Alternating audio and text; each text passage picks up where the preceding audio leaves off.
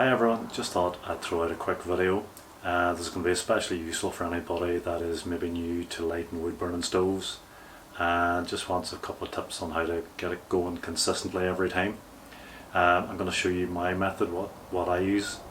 It's known as the top down method, and I'm going to show you just how I like to prepare my kindling, and I'll just briefly touch on the firelighters I use, and there's even a wee tip in for cleaning your stove glass. So let's just jump straight into it, shall we? Oh, almost forgot. And if you get anything out of this video, if this video helps you, let me know in the comments. Alright, so hope you enjoyed. See you later. So this is how I like my kindling to look here. Relatively uniform in size, not too big. It's a small little wood stove I'm using, so it can't be too big. We need a few more pieces, and what I typically do is I keep, when I get firewood, whether that be stuff that was delivered to me or whether it be stuff that I cut myself, I'll usually segregate pieces like this. So this is a nice piece of ash. I'm not sure how well the camera will pick that up. Hopefully that will. The autofocus will pick that up. It's nice straight grained ash, and this splits really nice, and this is what I use to cut down to kindling rather than just buying kindling. One way I like to keep my pieces consistent like this is just with a hatchet, and I know a block hammer is maybe not the best thing to be using for it, but what I like about this method is that it is consistent, rather than just trying to split pieces down like that. So if you can bear with the noise for a wee second, because this hammer is quite nasty on the ears.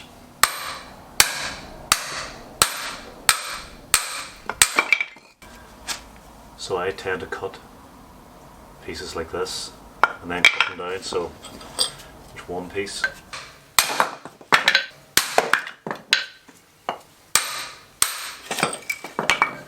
And there we go, so we end up with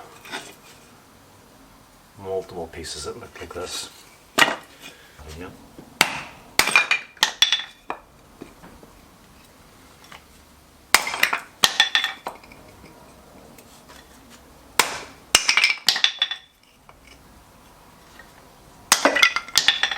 So you can see, we've got nice consistent kindling. And as I say, the straight grained ash splits really nicely for it as well. So usually I use about 12 pieces. So there's four, and another two will let us away. So there we go.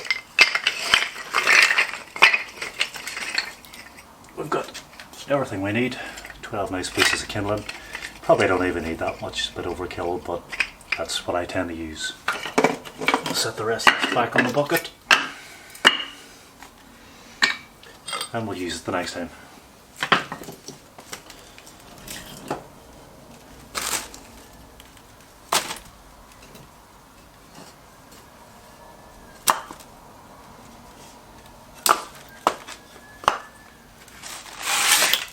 So first things first, we're going to have to clean out the stove, get all the excess ash out of it. And while we're doing that, I'm going to show you a quick tip for how you can clean some of the black spots and some of the cloudy spots off the stove glass. So I'm just leaving a small layer of ash in the bottom of the wood stove. Just leaves a nice layer to start the next fire off. And I'm not going to empty the pan just yet. So I'm going to take a wet paper towel, I'm just going to dip it in some of the ash like that, and we're just going to rub it on.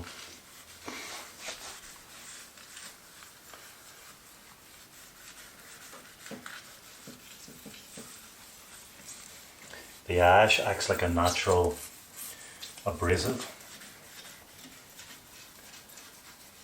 and it quite quickly takes away some of the little black marks and things that are stained on.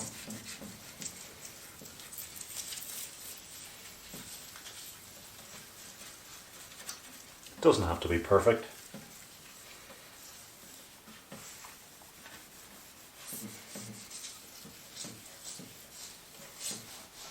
In fact, that might do us.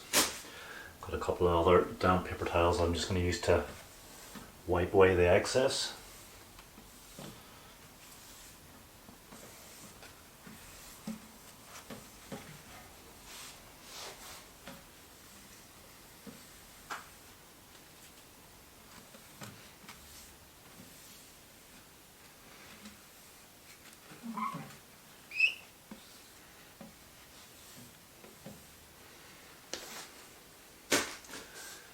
Just like that. A couple of extra wee bits here that I missed.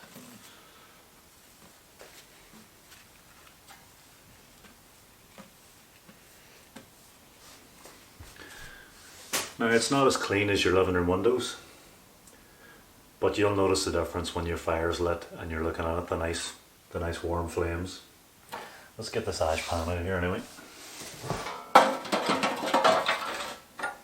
So I hope you can see this okay. It's kind of hard to position the camera in a way that I'm not blocking everything. This is a very small stove, so it's not as easy to get everything in as you would like, but I tend to put in 2 rows like this. Hope we can see that. And then I get another 2. Unfortunately, my baffle plate is warped, and it's easily knocked down. So I've kind of got 2 layers of firewood on top here. Now, in terms of fire lighter, we use the cheap stuff that you can get in many local shops. Now, as I say, it's cheap. Doesn't take much to get the fire started. It's handy. Another thing, what you can do is, if you have a lot of or if you come with any birch firewood, you can peel the bark off, and that stuff is nature's natural fire lighter. It's perfect for it. I always keep a bucket full of birch bark kind of spare because it's pretty handy. And then I start stacking my fire lighters. One slightly thinner directly over the fire lighter. I start stacking my kindling then on top. And it's always the same pattern. I'll have 2 either side of the fire lighter, and usually be 2 layers of it. I've actually lifted an extra piece. I actually get 13. Normally I just leave 2 on the top.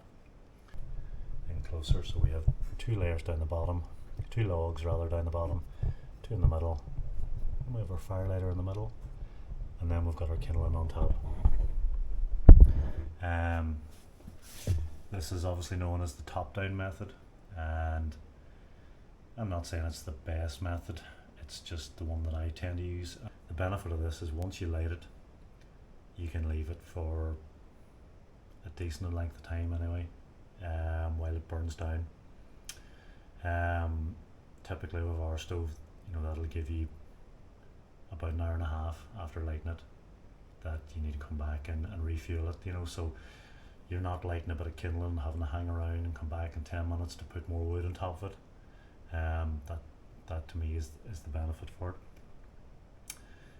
So let's get some things out of the way and get the fire lit up, and I think I'll leave the little action camera on. We'll do a bit of a time lapse of from the fire's initial light to when it needs restocked again.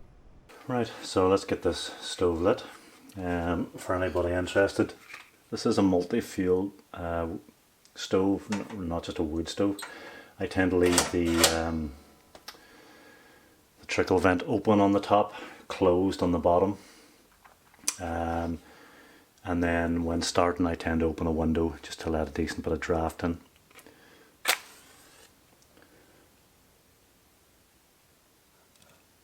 So there we go. Just going to close over the door. I don't close it tight, it's just tight enough that the door is caught. It's still, there's a bit of a gap there to let plenty of air in.